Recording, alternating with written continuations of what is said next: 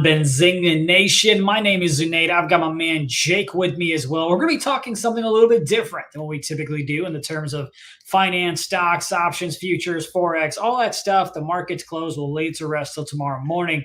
But my man Jake, he is going to nail down sports betting. We're going to talk about March Madness, the NFL, a little bit of NBA at the end of it as well. And of course, the biggest concentration of things is March Madness. And I mentioned that already. I'll mention it twice. Jake, what's going on, man? How you been? It's been a couple of weeks since we talked. Yeah, been good. It's been 2 weeks. Been gambling up a storm, trying to hit that life-changing parlay one of these days. It's bound to happen, right? That $10 to 100K one of these days. So it means whenever someone says that, immediately I know that they missed a parlay by a leg or two, which I'm sure you'll share about later on today. But tell us where we're starting off, man.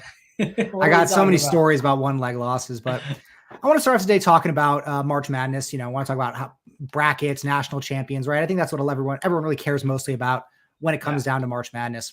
So on the show last week, we kind of went over, in my opinion, the top 10 teams based on kenpom rankings. Now, to refresh your memory, if you weren't here for last week's episode, out of the last 20 national champions, 19 of the 20 have been in the top 25 of both offense and defense in the kenpom rankings at the time of March Madness starting.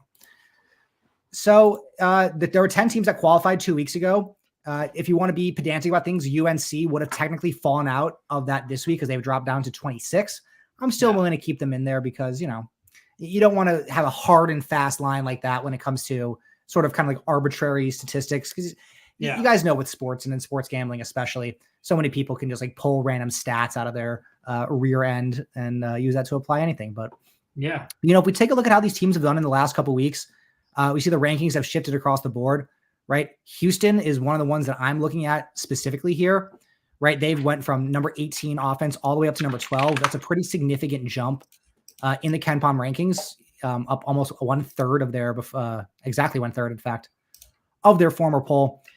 And ironically, now I have an asterisk here on their best odds because only PointsBet/Fanatics has this plus 750, and everybody else has considerably lower. FanDuel's got 650. I think DraftKings got 600. Everyone else got somewhere around 600, 550. So Houston, on the way that they're playing, they still have the number one defense overall in the country. They just absolutely smoked Kansas in these last couple of weeks that we've missed. So Houston is playing pretty good basketball, and their odds staying the same. I think that's a good look as well if you're looking for potential bets for national champion. UConn as well, right? UConn, number one overall ranked team in the country. Their offense stayed at number 3. Defense has gone from 19 to 12. It's another big jump in defensive metrics. They're playing better than they have at any point in this country in the season. Remember, this is the reigning national champs. So it's really tough to bet against UConn, in my opinion, right now. And their odds have dropped commensurately all the way down to plus 480. I don't know if I love these odds for the value, but in terms of a bracket right now, it's tough to bet against UConn. Yeah. Who do you kind of have? I'm just curious, because obviously you've got Duke, who it's crazy to see them at a plus 2,500. You got like a dark night in the sense of like, you know what? Here's $20 for the Applebee's money. I won't go tonight. Here's my long shot. Who you got on that side? I'm curious. So in terms of a long shot, right, I really think that this list is who it's limited to. Maybe you could add like Alabama or Kentucky because they do excel on the offensive side of the ball, but they don't have the defensive numbers to be on the list. In terms of a Cinderella team coming up and winning the whole thing, while we love to see it, and even last year, right, San Diego State made it to the Final Four in the national championship game. Florida Atlantic made it to the Final Four. Those are definitely Cinderella teams. I think in terms of gambling, I'm probably looking at these 10, and maybe Bama and Kentucky would be the other two as well. But I really like Creighton right here at the bottom of this list at plus 3,000. You can see both their offense and defensive ranks have improved in these last 2 weeks. So they're trending well. They played in the Big East, which is probably the toughest conference in college basketball this season. So they went up against some real competition, and they have a real definitive play style. They know exactly who they are. And on defense, they have a real strategy of not going for fouls, not going for turnovers, forcing teams to hit buckets against their good defense, and it's been working all season long. They are not a very deep team, but that is perfectly all right in March Madness because benches shrink. You can only play 5 guys at a time anyways. And their 5 starters are very, very strong. They got a lot of experience. They got center, point guard, forward. They're across the board, and they're well coached. So I think Creighton's got a great shot for these long plus 3,000 odds. So you're not worried about longevity in the sense of like the March Madness in terms of back-to-back game that you'll have on 2 days rest, 1 day's rest, whatever the case is, even though they don't have like a strong bench. Everyone has to deal with it. And I think that the bench can be a blessing and a curse, right? Because you can only have 5 guys on a time. So you want to kind of maximize the level that you have there. They have enough depth to get guys enough rest, but I'm not super concerned because they've been playing this way all year. And let's keep in mind, this is not LeBron James at 39 years old. These guys are 20, 21, 22 years old. They got plenty of stamina, plenty of fresh legs to go, even on only a couple days rest, which again, their opponents will be on the exact same rest schedule as well. Makes sense, man. What else you got? What's going on? Yeah, so a couple other teams that I'm looking at here on this list, Marquette, their odds dropped from 2,800 to 3,000. And part of that is because Tyler Kolek, their best player, has been injured these last couple of weeks, not playing. Their rank on defense has gone down dramatically as well from 12 to 18. Part of that was because, again, they didn't have their best player. They played a little bit poorly in this stretch. I think they got some good value as well because Kolek will be back for March Madness, they announced. And I think they'll go back to playing at the previous level that they're at. So that looks pretty good. And then another one that I'm looking at on this list as well is Tennessee, right? They've gone down on offense and down on defense, yet their odds have gone up by dropping 100 points in VIG. A couple other sites that Tennessee is considerably lower on as well. So the books are really liking Tennessee, and I agree. I think they look really strong. They got a great defense, and they have a leader and a player in Dalton Connect who can absolutely get buckets. The guy is just an absolute beast, an absolute savage. So I like Tennessee. I like Houston for the value, Creighton, Marquette. Those will kind of be looks that I'm looking at right now. But in terms of the bracket, I think it's really hard to bet against UConn right now. They're just so good and playing so hot. Nice. You have any stories in terms of how things went wrong for you for your parlays or whatever? Oh, we do. We got a new segment here called Meltdown. We're going to talk about some bad beats that we had because everyone has bad beats. It's a inevitability in gambling. And the one I want to talk about today happened a week ago. FanDuel has been giving out these boost builder parlays. Yeah. And whoever invented it at FanDuel has probably been promoted 2 or 3 times by now because it is an absolute cash cow promo for them. They have now been offering it every single day in March. I continue to see how many legs do you have to put together? How many legs do you have to put together? So it's up to 12 to get the maximum value at 105% boost. You need 3 minimum, but it really incentivizes you to go with as many legs as possible. And obviously, the more legs you have, the more likely things can go wrong. So last week, I rode with an 8-leg parlay here, kind of a teaser style, right? Using some money lines of big favorites, buying a couple points for some other teams. And what really, really got me and the rest of my group in the Discord, by the way, you can follow me on Twitter at snowman_sports. I'm posting plays like this all the time and more ones that win more often than hopefully these losses. But this LSU 10.5 alt line, and if you look over here on the right by the end of the play-by-play, they get fouled down 10 with less than a minute to go. Good opportunity to put up points on the board. Missed both free throws. Then they commit a foul on the other end. Of course, Arkansas makes both. They make both. My team misses both. LSU then goes on to hit a layup, and the coach calls off the dogs. He said, that's it. The game's over. No foul. And then Jordan Wright, a rogue player here on LSU, decides to commit the foul anyways. And, of course, Arkansas makes both free throws. LSU then a chance to take the lead on the spread, miss the second free throw after hitting the first. Just an absolute dagger to the heart on the gut shot. LSU, the meltdown of the week. The only losing leg in this plus 1,500 parlay. In stock market terms, that's a 1,500% gain. So imagine you had that 1,500% gain on an option, and then guy misses a free throw to cost it. Yeah. So if you would have played, definitely a definition of a meltdown. So if you would have bet, say, $10 on the parlay, you could have got $150, which unfortunately you missed out on because some dude missed a free throw. That's tough. I was watching I don't have any money on the game, but I was watching, man, what was it? It was Charlotte taking on Townsend something. Oh man, I should. Yeah, I was watching it a couple days ago. Yeah, just a couple of days ago, and they were underdogs of. I think when they were talking about it on TV, they were underdogs of like 200-300 or whatever plus, and they almost pulled off the upset, but Charlotte came back and they went ahead and won the game. So it was intense to kind of already see the chaos as we get into the actual March Madness tournament itself. So that was kind of fun to watch. I had no skin in the game, but it was just had me kind of at the edge of my seat because they kept missing free throws. And NBA, we're so used to free throws being gone, like, being made because of clutch scenarios. Dude, college, the nerves really get to you. Dude, it's such the opposite experience as watching those games. Exactly. Because like at some points in college, you're expecting them to miss the free throws. You have wide open threes. They're missing. It's a lot more variance can happen in the college game. That's for sure. But honestly, I think that kind of makes it a little bit more fun, because so many more things can happen. You see so many more things. College basketball is just so entertaining, in my opinion. Can't beat it. Yeah, I hear you. What's up next? What do you want to talk about? All right, so we talked about March Madness. Let's move on to today's slate. We got plenty of hoops left in the day.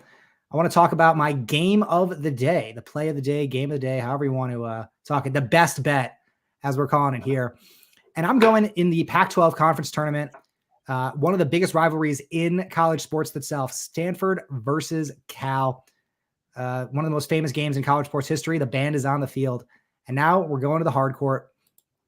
I'm here on kenpom.com. This is where I like to look at my advanced stats and all the metrics. Great resource here. I highly recommend anyone who's a big college basketball fan, gambler, anything. If you're interested in increasing your knowledge there, definitely check him out and this site out. But look at these metrics. You can see Stanford is a great 3-point shooting team, right? Number 17 overall in the country, 31st overall in their effective field goal percentage. For those of you who don't know, effective field goal percentage weighs threes and twos differently, right? The kind of the mocking sentence people like to use to dismiss analytics, right? 3 is more than 2. That's why the threes are taken more. But the fact of the matter is they're worth 50% more, which means you have to hit them at a 50% less rate.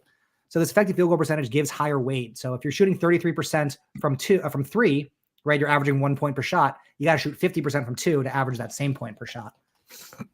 So a team like Stanford, great at threes. They average 36% of their points per game coming from 3. That's top 46 in the entire country. And Cal, a really, really horrible mark of defending the 3. They're bottom 40 overall in the entire country. So great matchup from the outside for Stanford. And not to mention, Stanford just played Cal in their most recent game where Stanford won by 22 points. Complete beatdown from Stanford. They did hit 12 out of 24 from the 3-point line. Don't necessarily know that is sustainable, as is Cal's 4 of 20 from the 3-point line. But even with some aggression, I think 22 points is a big cushion there for Stanford, which has a clear edge in this category.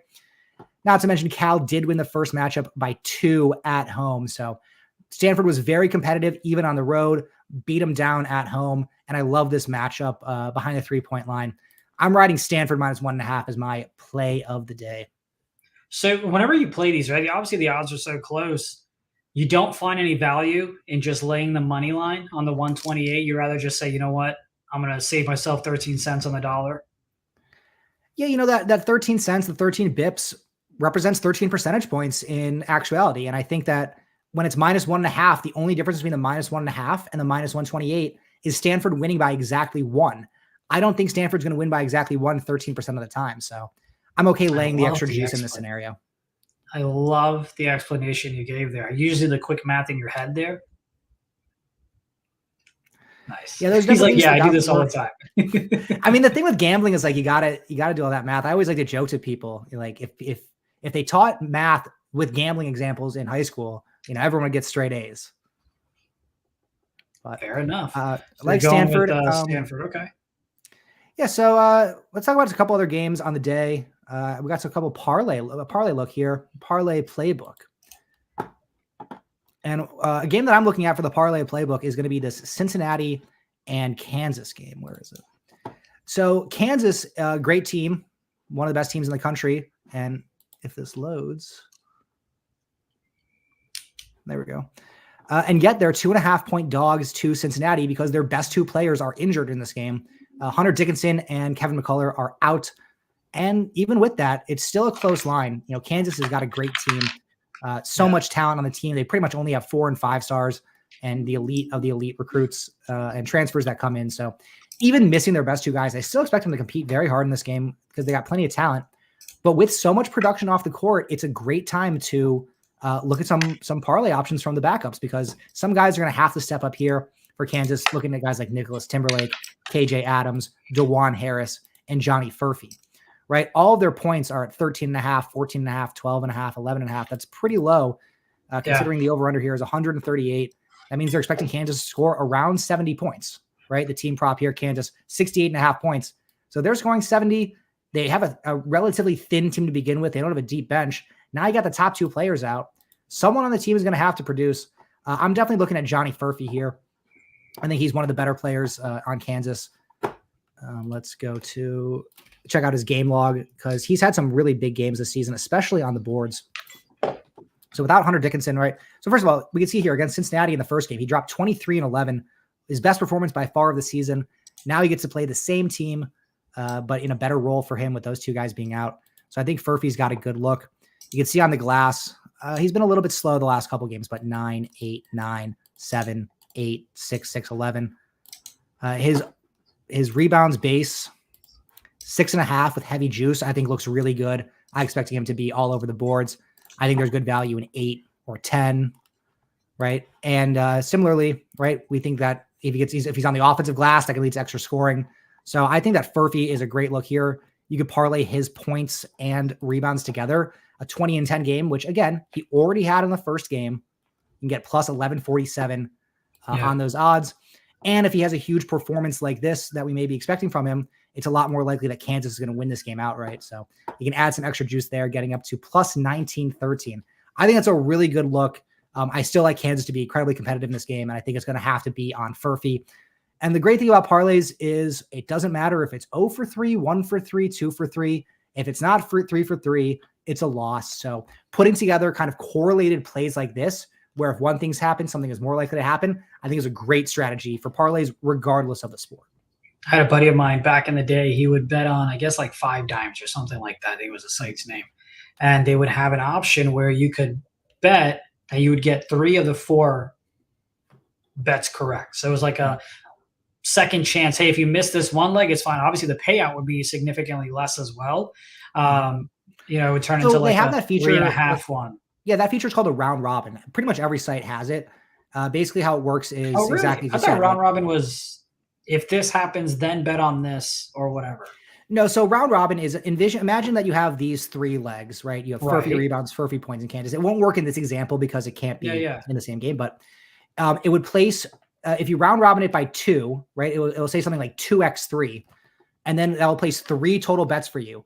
It'll place legs A and B, Furphy points and rebounds. Legs A and C, Furphy rebounds and Kansas money line. B, Furphy points and money line. So you'll have 3 different bets. I get that. I'm saying they had a feature where you could bet that, hey, Duke will win, North Carolina will win, and Stanford would win. Mm-hmm. But if Stanford lost, you would still win your bet. So, like, I get what you're saying, where it's kind of like, hey, the round some sort of like parlay insurance, 1 leg loss. Yeah, it was kind of like, hey, you can miss one and you'd be fine. But round robin is another good one that I haven't used because I'm not the biggest fan of parlays because I'm not profitable. So it's not something that I like to really utilize. This has been a while since I bet in the sense. Aaron's talking about parlay insurance. I should hit him up and be like, yo, remember in college you told me about this thing? But anyway. Are there any upsets or big dogs you're looking at, whether today, this week, or anything like that before we move on? So in terms of upset, I'm looking at Kansas today. I think that's my top dog, even though, it's only 2.5, but still. And they're the ones that just got beat by Houston, right? Yeah, so they just got smoked by Houston. Now their best 2 players are out. I think they're going to be motivated. I think Self is going to have them come to play here. Another game that I really like is Quinnipiac. I know that's not a dog. They're a favorite, 6.5 point favorites, but Quinnipiac's a team that I've been on all season long. They were first overall in their conference, and now they're on the war path trying to qualify for March Madness. In these mid-major conferences, these minor conferences, the regular season is almost irrelevant. In fact, it is irrelevant when it comes to making March Madness. Each of these leagues has 1 automatic qualifier bid, which goes to the winner of their conference tournament. So I guess obviously, you can get seeding and, put yourself in a bye and stuff like that. But without winning your conference tournament, you're not going to make it. So Quinnipiac at 23-8, you'd think that's a good record, should qualify you for March Madness, even if they weren't to win, but it's not the case. It is all in for them. They got to win or they're out. And I think they're a really strong team with a great offense. They play an incredibly fast pace and they hit at really good percentages, especially compared to the relative skill of the rest of their league. They did have this bad run here, but I feel like they've gone well past it, have won 4 consecutive games, all by double digits. I guess 9 here is different, but 9+ and 4 straight wins. I think their offense is unbelievable. Canisius just coming off of a game against Mount St. Mary's yesterday. Shouldn't be a little bit more fatigued. Again, Mount St. Mary's is not nearly as competitive as a team. They did beat Quinnipiac on the road, and Quinnipiac won at home. So I think that these teams are good enough that Quinnipiac should get the job done having the rest. They're strong enough, wanting desperately to head to March, and with some nice offensive advantages, I think, based on the statistics. So I like Quinnipiac. I like Stanford. I like Kansas. This would be another parlay that I'm okay with running. DraftKings has a parlay boost. I did take this as a boosted lay, jacking to about 33% to plus 870, something like that. If you want to ride with me, I recommend this parlay. Quinnipiac, Stanford, and Kansas on the money line. I'll tell you what, I need you to make a note so the next week when we do this show, we can recap and talk about, hey. Oh, we're happy to. I know 2 weeks ago I gave out 2 picks. They pick also hit as well. I said LeBron over, and I believe that was the night he dropped like 35 or 40 or something. He had an absolutely insane night. Well, I'll tell you what, I got to go ahead and take a phone call. I think you've got some NBA stuff. I got some NBA, got some NFL draft stuff, but I'm absolutely happy to take over. Yeah, it's all you. I'll be back. All right, let's head over to some NFL draft stuff because we did talk about NFL draft last week. And one of the things I said that we're going to look out for is the storyline between Jaden Daniels and Drake May for the number 2 pick.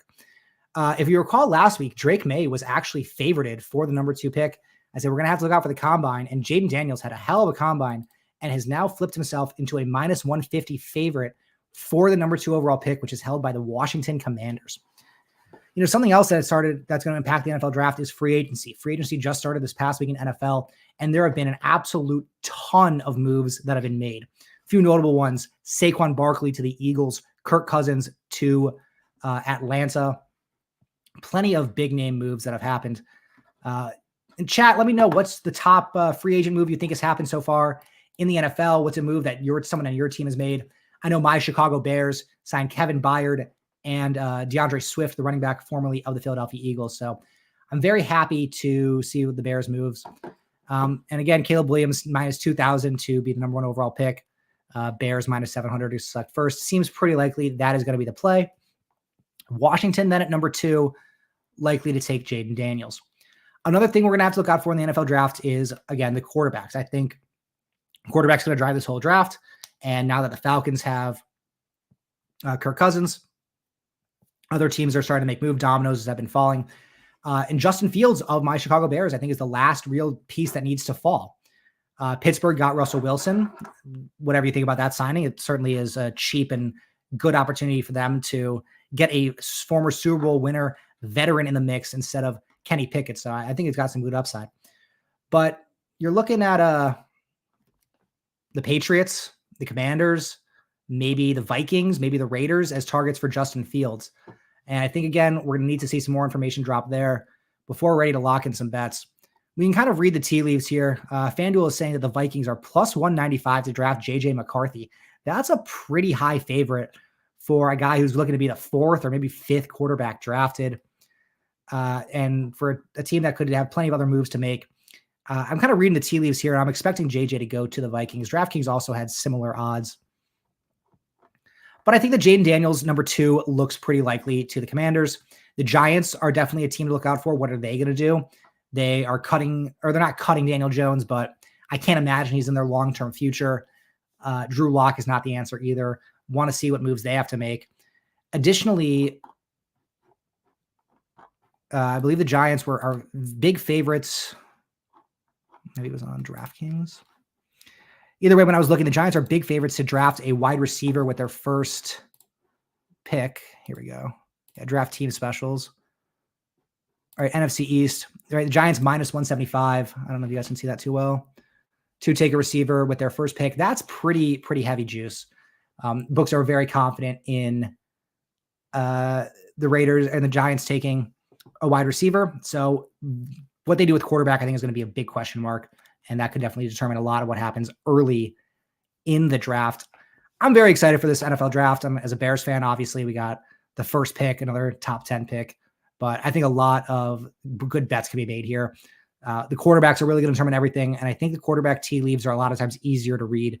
I did snipe, if you are in my Discord, we did snipe CJ Stroud last year going number 2 overall at plus 600 when he was heavily rumored to go number 1. I bet the Panthers are very, very regretting not taking CJ Stroud at this point. They also traded Brian Burns for a 2nd-round pick. So The Panthers have just been getting absolutely destroyed in trades as of late. Tough news for Panthers fans. Last up, I want to talk about some NBA and a couple NBA notes and heuristics I've learned since the last stream that I want to share with you guys. I was talking to a source who formerly worked in the NBA. We were just getting lunch, catching up. And he mentioned to me that at one point he and his committee were doing some research and about about back-to-backs, right? We all know back-to-backs in the NBA are not a great spot for the team to be on. You're playing games in back-to-back days. You're tired. You're getting not a lot of rest. The other team usually fresher. But what he said to me was that teams who are on back-to-backs, specifically on home and homes, are 80% likely to lose. So that is something that really stood out to me because I'm a college basketball gambler for the most part, and I look more about road back-to-backs and quick turnarounds like that. But he said, these guys have much more supervision on the road, and they're much more free at home to go out, party, and hang out with friends, which they're still doing after games. So I've been keeping an eye on that, and that system has actually worked really well. And today there's two more examples of that. The first one is the Hornets. The Grizzlies played yesterday. Let's go to NBA. Grizzlies just played yesterday at home, taking on the Washington Wizards, where they won by 12. Pretty good performance out of them. And now they got to go and immediately turn around, play the Charlotte Hornets. And the Hornets are not a very good team, and they're still laying 2.5 to the Grizzlies. I think it's a little bit of a sketchy line to begin with. And if you know me, you know I love to bet sketchy lines. So I really like the Hornets in this spot. I don't think that Grizzlies match up particularly well with the speed that the Hornets can play at. And again, with this low under number, potentially fatigue for Memphis, I like Hornets. And in a similar vein, the Los Angeles Lakers are taking on the Sacramento Kings. Kings just had a big beatdown against the Bucks last game. So while they aren't going to be necessarily as fatigued, they didn't play a ton of minutes for the starters. Pretty normal slate. I love that they're going on a back-to-back. Not to mention that they're playing the Lakers in this game. And the Kings are currently 3-0 on the season against the Lakers. You can see here, Kings won in overtime, and then they won these last two games, both at the Staples Center. I think the Lakers are going to be very motivated to win this game. They do not want to go 0-4 against an interdivision rival. Kings are on the up for sure, but LeBron does not want to get swept. I like the Lakers tonight as well. Lakers -3 and Hornets -2.5. Those are my NBA leans, my NBA looks. What do you guys think? Any NBA looks you guys are looking at today? In terms of prop bets, I'm looking at the Bulls-Pacers game specifically because the Pacers love to play at a super fast pace, and they get a lot of shots up. 228 over number is pretty high. And the Bulls this season have been really bad at guarding threes. Teams have had a lot of threes against them, so I think there's some good value in 3-point lines here for potential shootout. I would look at definitely Kobe White, Ayo Dosunmu, Aaron Nesmith. These are all good options. I think maybe a 4-4 for Kobe and Nesmith looks good at 11.56. That looks pretty strong to me. I like both those looks there. I think a lot of threes in this game. Solomon says just buy Bitcoin. Yeah, Bitcoin up to like 73,000. All the alts are going along with it. Bitcoin crypto is absolutely tooing right now, completely going off. TGB, I want to know how you feel about New Mexico versus Air Force. Sure, we can absolutely go over that game. Air Force is, I believe, like 15-point dogs when I looked earlier. Yeah, 14.5 for New Mexico.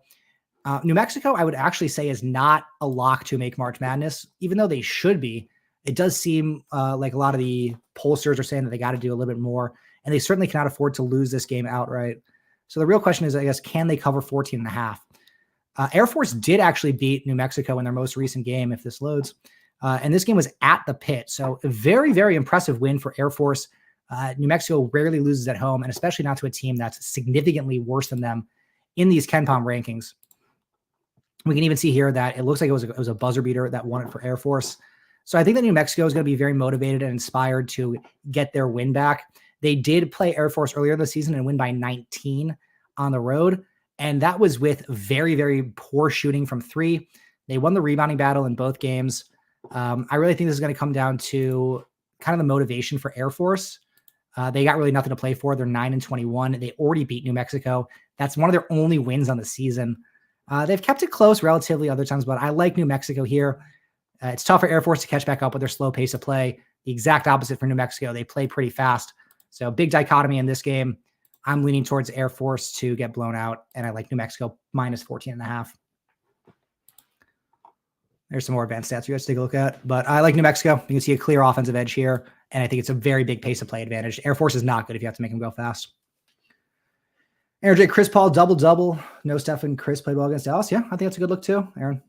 My guy TJD. We can never sleep on TJD, my Hoosier. So that's my looks for today. What do you think, Zunaid? I like it. I mean, especially on the what you talked about Kansas. I think when you get beat by that bad, everyone wants to bet against you. But then if you go ahead and bounce back, I think that line's, as you kind of put it, kind of a little shady. So I think that's my favorite look from everything that you've talked about. But any final thoughts from your side, maybe before we hop off? That's all I got. I'm very excited about March Madness. Brackets will be out on Sunday afternoon. So if you want to see me break down the bracket as it goes live, you can follow me on Twitch at Snowman Sports. It'll be a great time there. Of course, we'll have plenty to talk about once the brackets go live about the early round matchups. Plenty of money to be made. Underdogs aplenty. It's going to be a great college basketball NCAA tournament. Awesome. Sweet. Appreciate you, Jake, and obviously appreciate you, the folks that are watching on YouTube and also on Twitter. Hit the follow button. Make sure you follow my man, Jake, as he's going to break down the bracket and all of his transparency on his bets. We appreciate you watching.